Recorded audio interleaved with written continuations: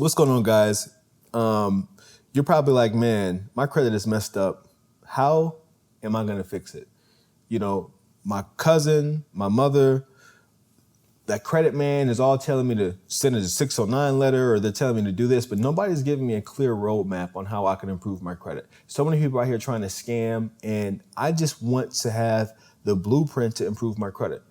So my name is Kenny Conwell, and a few years ago, I had terrible credit, and I figured out how to go from the low 523 to an 815 credit score.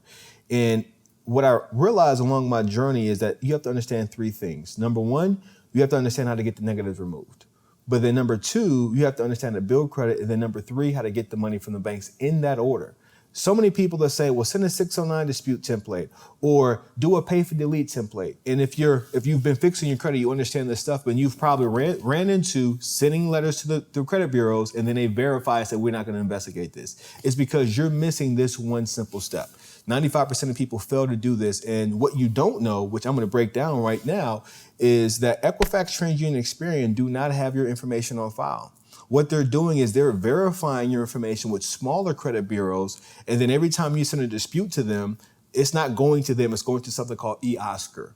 And they're reducing your dispute to a 2-character code. So number one, never dispute. Number two, you have to silence the other bureaus that they're verifying the information with. But then number three, how do we start building credit so that way I'm not declined? So if you want to get all the roadmap, the juice, the blueprint on how you can do this, register for my training, because I'm going to break it all down. Because at the end, you would know exactly how to have your credit file positioned to go get any amount of money that you qualify for from the bank, so that way you can get that new house, get that new car, and more specifically, my personal favorite, get money from the banks to grow your business with a cash flow producing asset. So if you want to get that information, click the link, register for the training, and I'm going to break it all down for you.